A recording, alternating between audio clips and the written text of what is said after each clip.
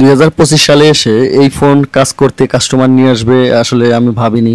যাই হোক, ফোনটি অনেক যত্নে ব্যবহার করা হয়েছে, এই জন্য এতদিন পর্যন্ত চলেছে। আর আপনারা যারা টেকনিশিয়ান ভাই আছেন তারা তো জানেন যে এই ধরনের ফোনগুলো, এই যে স্যামসং i10 i10 প্লাস এই টাইপের ফোনগুলো কিন্তু আপনার হচ্ছে phone memory storage, internal storage যেটা, সেটা কিন্তু ড্যামেজ হয়। সেটার ভিতরে এক ধরনের রোগ থাকে, যে রোগটা দীর্ঘদিন ব্যবহার করার ফলে হয়ে থাকে, মূলত স্টোরেজ ড্যামেজ।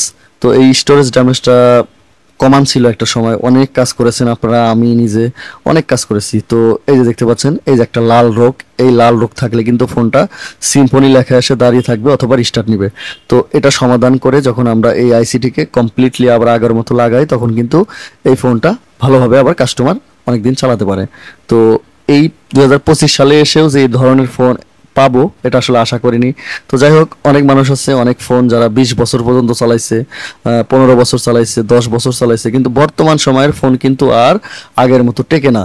এখনকার ফোন সর্বোচ্চ 1 বছর, অনেক তাই জুলুম, 1 বছরই চালানো অনেক জুলুম হয়ে যায়। সেটা ফিচার ফোন হোক অথবা আপনার অ্যান্ড্রয়েড ফোন হোক অথবা আইফোন হোক, যে কোনো ফোনই খুব দ্রুত নষ্ট হয়। কিন্তু আগের ফোনগুলো কিন্তু অনেক ভালো চলতো, পার্টসগুলো অনেক ভালো ছিল, লাস্টিং করতো। দেখতে পাচ্ছেন যে ফোনটি কিন্তু কথা বলতে বলতে এক প্রকার কমপ্লিট হয়ে গেল।